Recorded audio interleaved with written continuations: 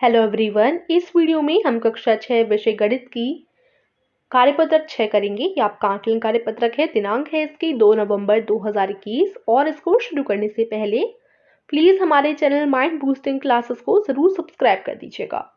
तो सबसे पहले आपके सामान्य निर्देश हैं। पहला है, इस कार्यपत्रक में 10 प्रश्न हैं।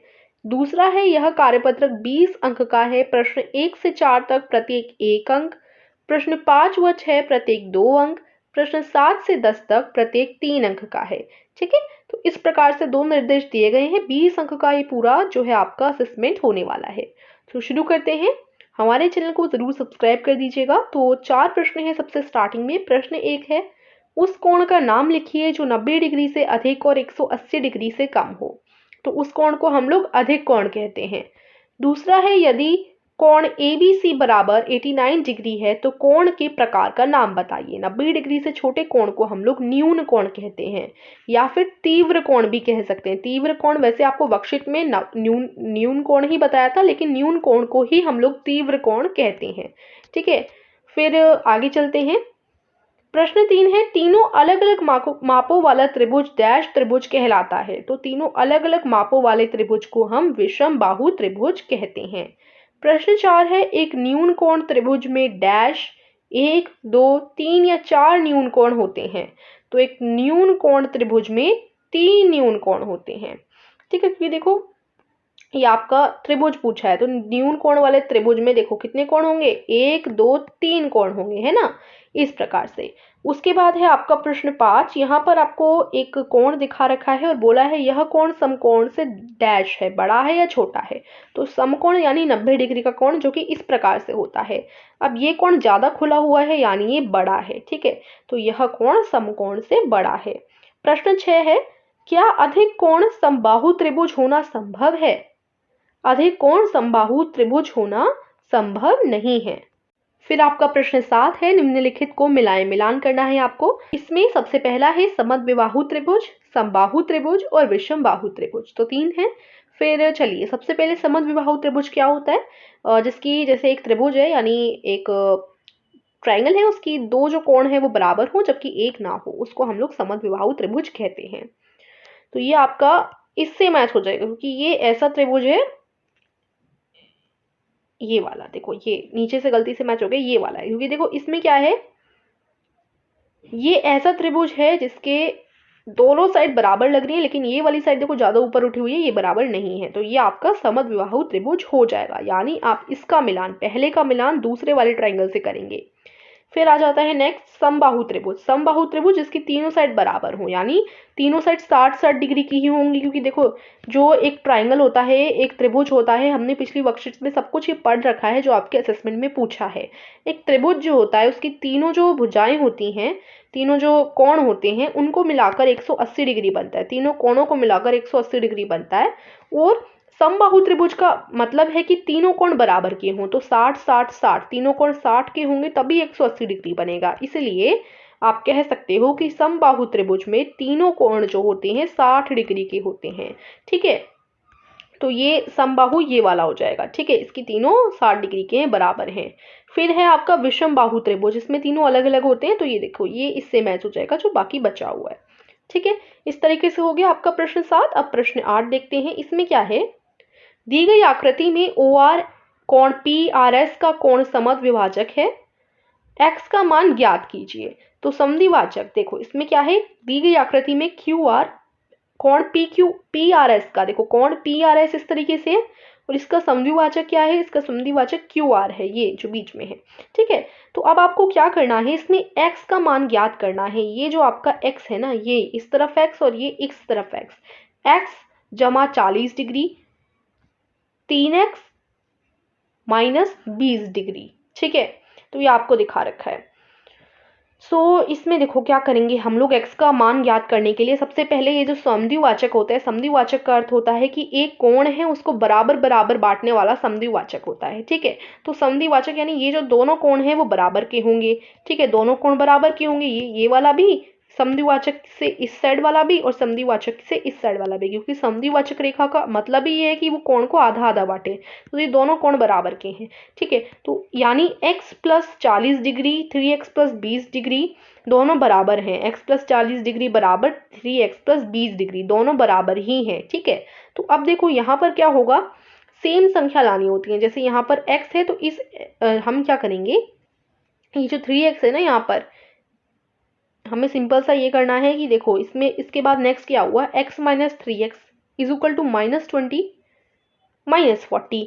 अब इसमें हम लोग क्या करेंगे, इस 40 को हम लोग इधर ले जाते हैं।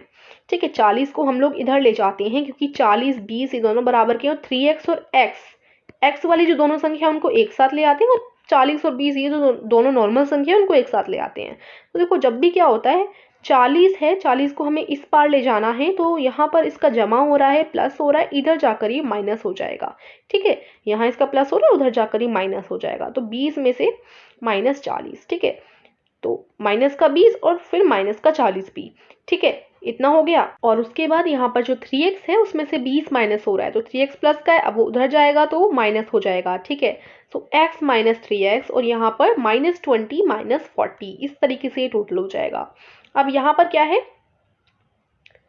यहाँ पर अगर हम x में से 3x घटाएंगे तो आपके पास माइनस का 2x हो जाएगा, क्योंकि 3x प्लस का है, x देखो 3x अब माइनस का है और x प्लस का है, तो प्लस माइनस माइनस में आंसर आएगा।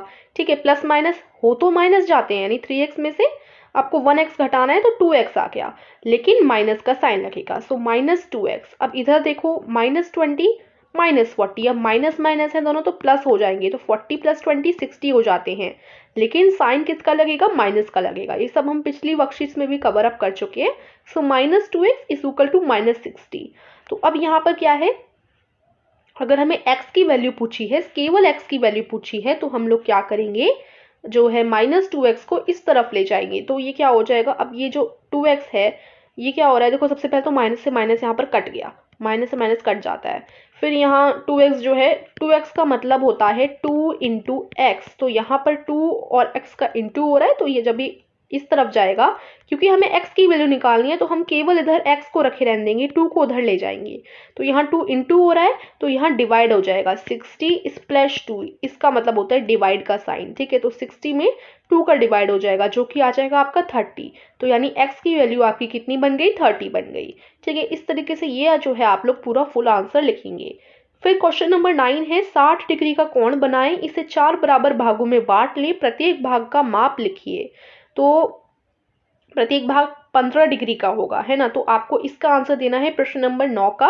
चलिए इसका आंसर हम लोग देखते हैं, क्योंकि देखो 4 बराबर हिस्सों में 60 डिग्री को बांटना है, तो 60 डिग्री को अगर आप 4 बराबर हिस्सों में बांटेंगे तो आप क्या कर सकते हैं, 4 और 60 इनका डिवाइड कर दो, 4 × 1 = 4, 2 बचा, 0 उतर गया, 4 × 5 = 20, तो का आंसर क्या है, 15 आ गया। तो यानी 15 भागों में बटेगा, हर एक भाग 15 डिग्री का होगा। तो आइए इसका आंसर हम लोग करते हैं कि कैसे 60 डिग्री का कोण बनाएं और उसे 4 बराबर भागों में बांटें। ठीक है, जिसका प्रत्येक भाग का माप 15 डिग्री हो। आइए करते हैं इसका आंसर। तो 60 डिग्री का कोण बनाने के लिए सबसे पहले आप लोगों को एक रेखा खींचनी होगी और साइड में आपको अपना प्रोट्रैक्टर लेना है, यानी डी लेना है।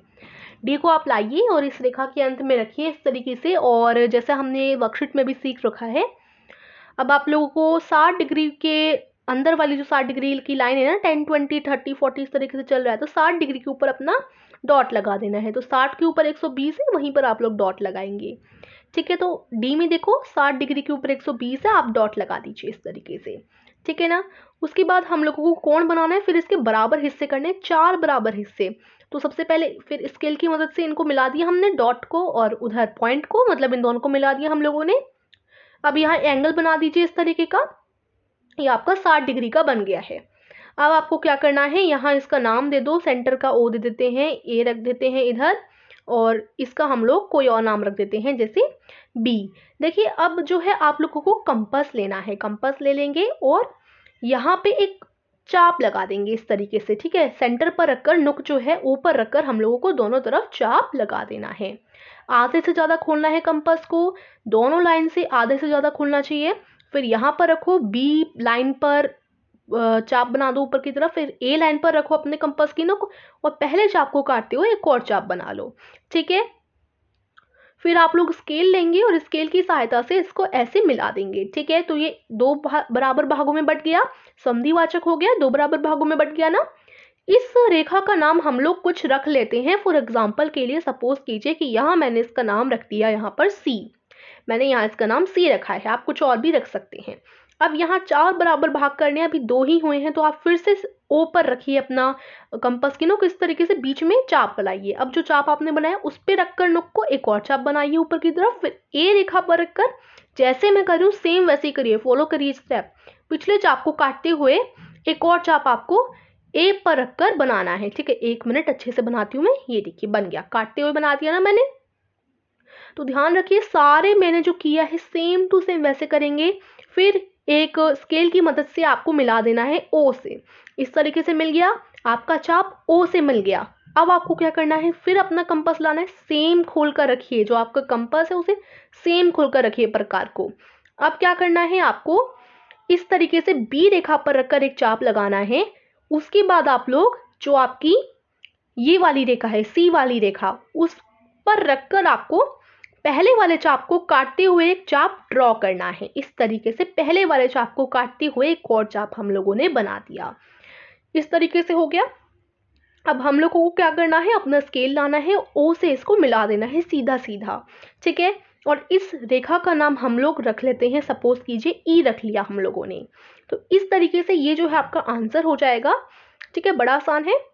ये 60 डिग्री का कोण 15-15 डिग्री के छोटे छोटे भागों में 4 भागों में बट गया और सारे भाग 15 डिग्री में बट चुके हैं, चारों भाग 15 डिग्री के हैं। तो कोण एओडी बराबर हम लिख सकते हैं, कोण एओडी बराबर कोण डीओसी बराबर, क्योंकि सारे एक समान है इसलिए हम बराबर का चिन्ह लगा रहे हैं, इंटू का लगा रहे हैं। डीओसी कोण बराबर कोण सीओई बराबर क्या हो गया, कोण ईओबी। ठीक है, तो इस तरीके से सारे बराबर है और इन सभी के बराबर क्या है, 15 डिग्री। ये सारे किसके बराबर है, 15 डिग्री के बराबर है। ये आपका उत्तर नंबर 9 हो जाएगा। ठीक है, तो अब देखते हैं हम लोग प्रश्न 10। प्रश्न 9 हो गया, अब प्रश्न 10 देखते हैं। दी गई आकृति में समकोणों की संख्या गिनिए और लिखिए। तो ये आकृति है, इसे आप अपनी कॉपी में जिस पे भी आप कर रहे हैं ये असेसमेंट, उस पर जरूर ड्रॉ कर दीजिएगा, क्योंकि देखो ये जो क्वेश्चन है ना ज़्यादा मार्क्स का है, अंत के जितने भी क्वेश्चन थे ज़्यादा मार्क्स के थे। तो सिर्फ लिखने से काम नहीं चलेगा, आप लोग ड्रॉ भी कर दीजिएगा इस फिगर को। ठीक है, तो दी गई आकृति में 6 समकोण है, ये इसका आंसर हो जाएगा। 6 कैसे, क्योंकि देखो 2 तो यही हो गए, 1 2 और बाकी इसमें देखो 3 4 5 और 6 कोण हो गए है ना समकोण। समकोण यानी 90 डिग्री का कोण जो होता है। तो इस तरीके से इसका आंसर हो जाएगा। यहीं आज का असेसमेंट फिनिश होता है। आई होप आपको अच्छा लगा होगा, समझ आया होगा। Like the video, subscribe our channel. Thank you.